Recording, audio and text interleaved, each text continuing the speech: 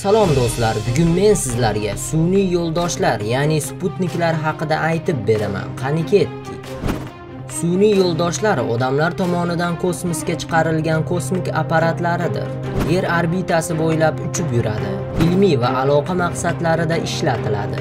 Sun'iy yo'ldoshlar Yerdan 150 kilometr va undan baland minglab kilometr masofalarda harakatlanadi. Sun'iy yo'ldosh agar 150 kilometr balandlikdan pastlaydigan bo'lsa, Yer tomonga qulab ketishi va atmosferaga yetganda havo bilan ishqalanish natijasida yonib ketishi mumkin.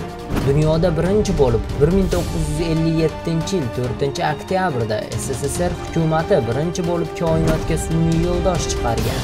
Bu birinchi Sputnik 92 kun kosmosda bo'lgan va mana shu Sputnik yordamida Yerda radioperedatchiklar ishlab turgan. 92 kun davomida Yer atrofida 1440 marta aylangan. 92 kundan so'ng 1958-yil 4-yanvarda tezlikni yo'qotib, Yer atmosferasiga yaqinlashib, Yerga qulash chog'ida havo bilan ishqalanish paytida yonib ketgan. Sputniklar Yer atrofida orbita bo'ylab uchib aylanib yuradi. Sputnikning uchish tezligi 8 km/sekundni tashkil etadi. Ba'zi sputniklar Yerdan 35800 km balandlikda bo'ladi. Ular Yer atrofida 24 soatda bir marta Yer bilan teng aylanib chiqadi. Bunday sputniklar geostansionar sputniklar deyiladi. Ular Yerning tepasida bir tochkada turadi, chunki Yer bilan teng aylanadi. Ba'zi sputniklarda dvigatel bo'lmaydi. Sputnik dvigatelsiz Yer atrofida qanday qilib uchib yuradi? Sputniklar kosmosga maxsus raketalarda olib chiqiladi. Raketa kosmosga chiqib, katta tezlikda uchib ketayotgan paytda Sputnik raketadan ajralib chiqadi va o'sha katta tezlikda ucha boshlaydi va bir necha yillab dvigatelsiz inersiya yordamida uchib yuradi. Hozirgi zamonaviy Sputniklarga ionli dvigatellar o'rnatilgan. Ionli dvigatellarning qulayligi shundaki, ular juda kam miqdorda yoqilg'i sarf qiladi va uzoq muddat ishlab turishi mumkin. Ba'zi sputniklarga quyosh batareyalari o'rnatilgan. Geostansionar sputniklar radio aloqa uchun ishlatiladi. Bu sputniklar telefonda gaplashganimizda kerak bo'ladi. Kompyuterlarni bir-biri bilan bog'laydi. Radio to'lqinlarni tarqatadi. Sputnikning yana bir turi navigator sputniklardir.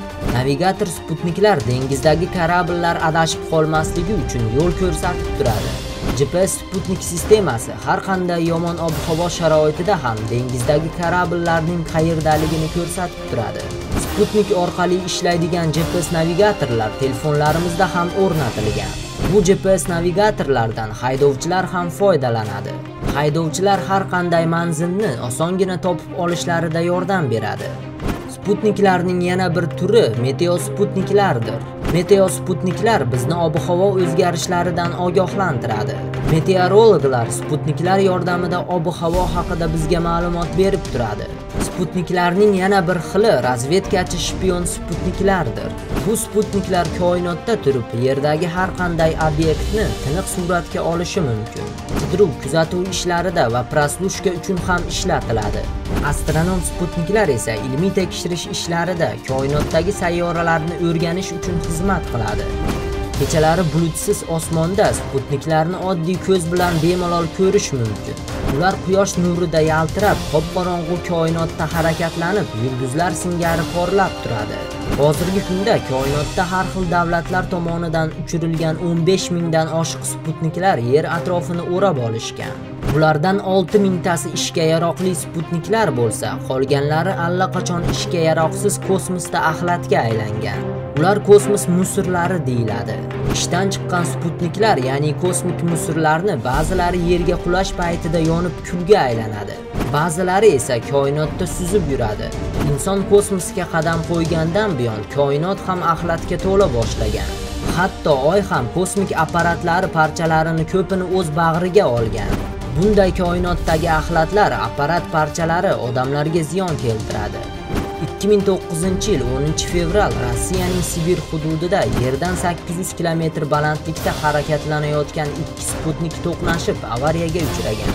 Bu sputniklarning biri Amerikaning Iridiy 33 deb nomlangan ishlab turgan tijorat sputniki bo'lsa, ikkinchisi Rossiyaning ishdan chiqqan kosmosda axlatga aylangan Kosmos 2251 nomli harbiy sputniki bo'lgan. Ikkalasi ham yuqori tezlikda kelib to'qnashish natijasida sputniklar maydalanib yo'q bo'lib ketgan. Bunday voqealar kosmosda tez-tez bo'lib turadi.